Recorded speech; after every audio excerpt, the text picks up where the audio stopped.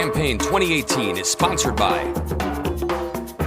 Wisconsin Hospital Association, Wisconsin Counties Association, Wisconsin Realtors Association, Marshfield Clinic Health System, AARP Wisconsin, and Campaign 2018 partner Milwaukee Journal Sentinel.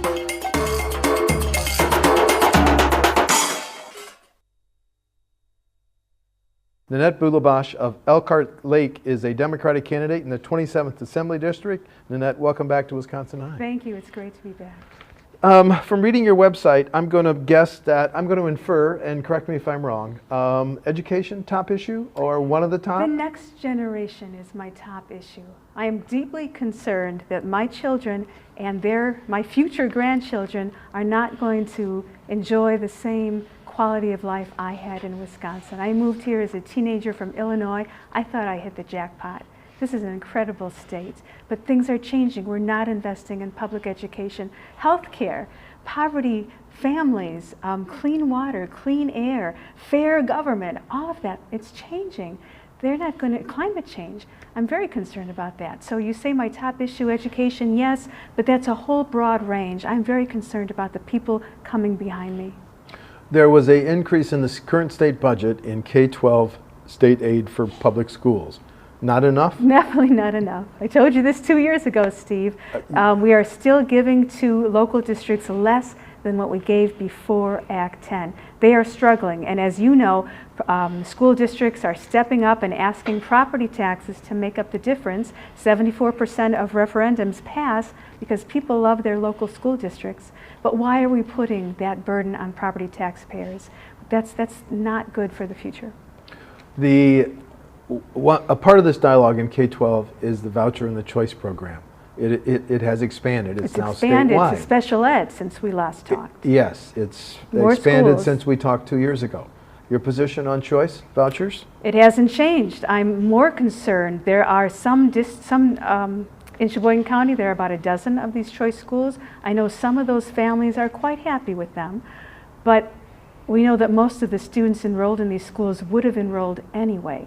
They are getting more money per student at the high school and the middle and elementary school level than our public schools. How can we afford to fund two different school districts, this private and voucher? And this private, they're not accountable, right? I was on a school board for 7 years. I remember the open meeting laws, open records. People can come in and inspect the budgets. We can find out the credentials of the teachers. We can find out how much they're paying administrators. None of that is true for the private voucher schools. If they're getting more public dollars per student than the public schools, it seems reasonable to ask them to be accountable. School districts and local governments have been operating with levy limits for 14 years. Is it time to loosen them, get rid of them, keep them? Well, we have to balance the needs of property owners, and again, if we could lessen the burden and the stress from paying for school funding and tech school funding, then that wouldn't be as much of a burden. I understand that you can only increase the levy limit for capital improvements. Is that correct? What about raising costs? What about police services? What about police trying to deal with the opioid crisis and overdose and addicts and crime and sex trafficking, which I'm hearing about? They have so much more costs. So you have to balance that. I think we can lessen the burden if we realign the dark stores legislation. They've been asking for a break on that. Big box stores are not paying their share. What I see the levy limit is being part of this larger package of loss of local control from the state. 160 bills passed that take away local control, everything from the people we elect to represent us. Let's give them the freedom to do that. They can't even decide where to put cell towers or where not to put cell towers. Shoreland protections, clean water, all these things we elect our people to do and look out for us. Let's give them the freedom to do that. Let's let the party of local control really mean it. When I asked you about top issues, you mentioned health care. Yes. How do we protect and expand health care in rural Wisconsin? That's very much a concern where I live. I'm taking my mom to the doctor tonight. It's going to be a half-hour drive. I saw on one of your programs, it stunned me. You talked about that the suicide rate for doctors in Wisconsin is 3 times the national average. That was testimony from the head of the Wisconsin Medical Society at a recent legislative hearing. Excuse me for interrupting. No, I saw that and I was like, what are we, let's talk about that. Obviously there's a lot of stress from overwork, not enough resources, having to do with all this paperwork with insurance companies. That's very much a concern. I've heard people in interviews with you from the other party talk about telemedicine. That's the great white hope. Well, that can certainly help. People who have a long drive, it can save money, can save time for people, for both doctors and patients. But if we're going to do that, let's make sure we're adequately funding rural broadband, because that would seem to be pretty important for telemedicine, and we're not doing that. That's one of the concerns. So let's make sure that doctors are supported, that we allow them to refinance their school loans, that we used to have a fund. I think it's been cut back, but what was it called? Something about the medical, graduate medical fund, that when it was finally raised in 2000, I can't remember the year, but it increased residencies by 128 physicians. That's 128 new people training for doctors here in the state of Wisconsin. Let's keep that going. So state government has a role in You bet. recruiting and retaining. You bet. The partnership, it's a pilot program, partnership between state government and Delta Dental to offer dental care to the low income in some clinics. Should that be a priority in the next budget? Very much, very much. And let me just tell you one story. It kind of floored me. At one of the house parties that a friend gave for me, we had a couple from Peru. And I always end these gatherings asking, well, what's on your mind? What's important? This couple that recently moved to Sheboygan from Peru, why is healthcare so expensive here? Here's what he told me. Here's what he told me about dental work. He can go to Peru, back home, visit his family, pay for the round-trip flight, pay for a couple nights in a hotel room, get the dental service, and come back and pay less than he would if he had the service in Sheboygan. Now, I'm not blaming dentists or doctors or anyone here. I'm just saying the system's out of control when you can go to another country to get your dental service. So yes, let's support those kind of programs. We've got people in long lines. We know that dental care helps the overall health package. Let's work on that, of course. That's a good investment for our children, for our people, and for our new residents from Peru. Another healthcare related issue involves caregivers. AARP estimates that 578,000 Wisconsin residents are caregivers for family members or neighbors. So my question is, would you support laws or regulations that call for hospitals to recognize family caregivers when their loved ones are hospitalized? I've heard you ask this question before, and it's been on a couple questionnaires that I get from organizations. I will be honest and tell you I don't know the context for this. I will tell you that as a caregiver for my dad before he passed this past year, and now for my mom, when I took my dad into the hospital for emergency visits, and there were several in those final months, the hospital people treated me quite well. And he was not easy, and they were amazing. I think, in my experience, most healthcare providers want to involve the families.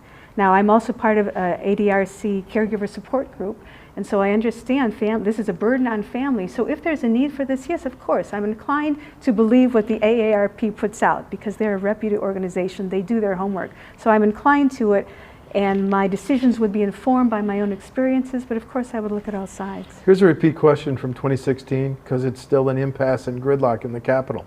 How do we pay for highways, bridges, construction, Very good question. Well, Sheboygan, as you know, has been very creative, and it turns out they're becoming a model for other counties. They implemented a 0.5% sales tax because people are desperate, and that's how we are improving the roads. And what they did that was an innovation was they shared this funding with all the municipalities, something like 27 cities, towns, and villages. And those small towns like that. That's helpful. So now other municipalities, like Manitowoc County, is saying, can we do that too?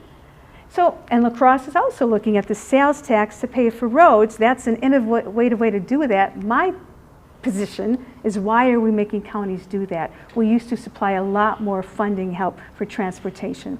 I think the idea of regional transportation organizations is helpful. I think looking at an indexed gas tax increase, modest, is helpful. I do not like toll booths, but I think people are ready to look at that thing. I understand we raised the fees on people who drive electric cars because they're not buying enough gas.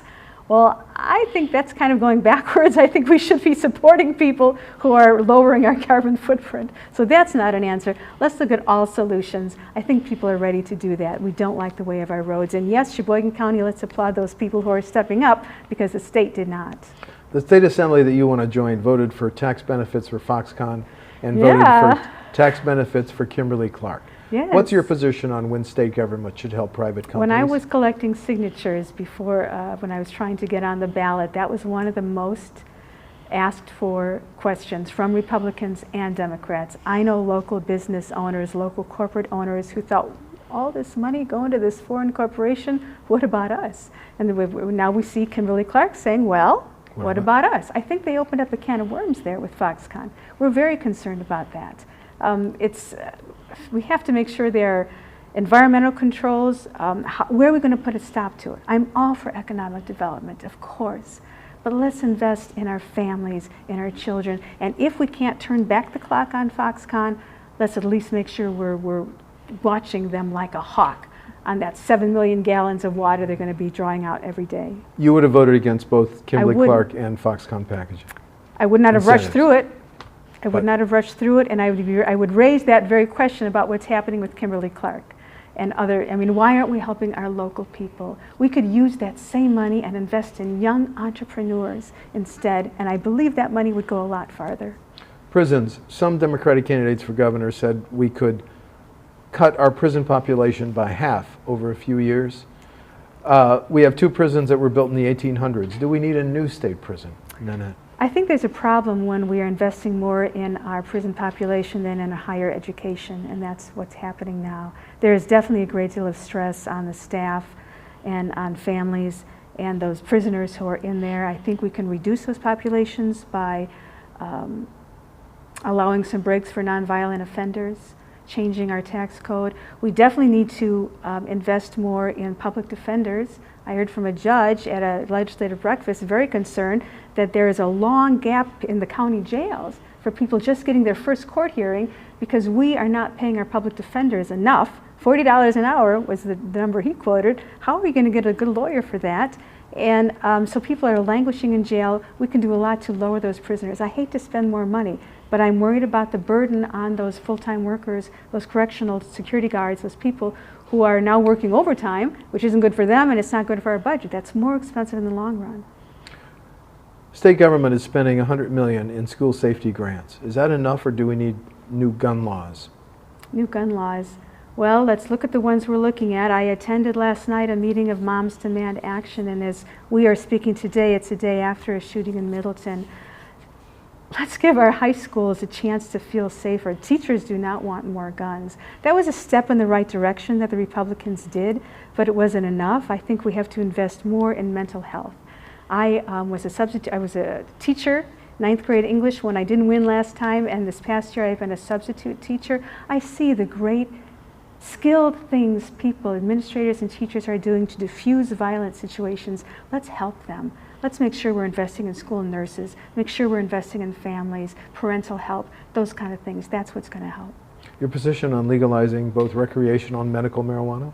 Medical marijuana, I will tell you that 10 years ago, next month, my sister died of breast cancer, and she should not have had to become an outlaw to get relief from chemotherapy.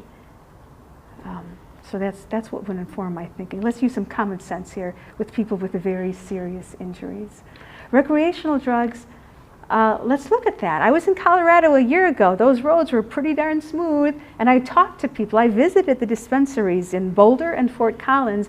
I was pretty impressed with how tightly they're regulating that. I think you will find most members of my party are very open to that, and I will tell you that's one of the most common questions I get at the doors and when I was collecting signatures. People want to know about this. They see it's working in the other states economically. And I will tell you one more thing. Yesterday's New York Times, Andrew Cuomo, the governor of New York, his position has evolved on this. He asked his health department to look at this, look at the pros and cons. And there was a link in yesterday's paper to this, in yesterday's edition. And their health department found there are more pros to legalizing recreational marijuana than there are cons, because now you can regulate it. Now you have more funding. Now you can make sure you can work harder on education. They found that, yeah, maybe people will experiment if it's legal, but it's not a gateway drug the way other people think. It can actually help people trying to get over an addiction. So I think we should look at it. Let's be smart. I would be worried about traffic safety. I'd be worried about neonatal care, childhood development in a mother's womb. Let's look at that. We don't have to reinvent the wheel. Let's find out how those other states have done it, what they would do differently now. Let's learn best practices, and yes, let's look at it. Differences between you and your Republican incumbent? I would hit the ground running. I definitely would. I'm not going to waste time. I am going to work with my colleagues and make sure we're working hard for our districts. I'm going to listen to all people. I have careers as a librarian, as a teacher, and a journalist. And you don't become good in those fields unless you are a good listener. I'm a very good storyteller, and here's what I want to end on. I think we have to spend more time talking about the great things our districts are doing. You know what I would be doing if I weren't here right now, Steve? What? Is we are having in Sheboygan this several days workshop. We're implementing something called an innovative district. Innovative district in Sheboygan. Thanks to a hands-on mayor, innovative thinkers, Chamber of Commerce, academics, large corporate owners, small business owners, young people. They're all meeting today in Sheboygan to implement this innovation district, which is so awesome. Yes, this week I participated with 1,000 people who were part of United Way's Day of Caring. And I was on my own time, but most of those people were given days off by their corporations. Those are the cool things that innovative communities like Sheboygan, like Manitowoc are doing. So as a lawmaker, I would be telling those stories. I'd be shouting them from the rooftops. There's so many great things happening when we put our minds together. Thank you. Nanette Bulebosh of D-Elkhart Lake, is the Democratic candidate in the 27th Assembly District. D-Elkhart Lake. There, I said it. Thank you very much. Thank you. Thank you. Campaign 2018 is sponsored by Wisconsin Hospital Association, Wisconsin Counties Association, Wisconsin Realtors Association, Marshfield Clinic Health System, AARP Wisconsin, and Campaign 2018 partner Milwaukee Journal Sentinel.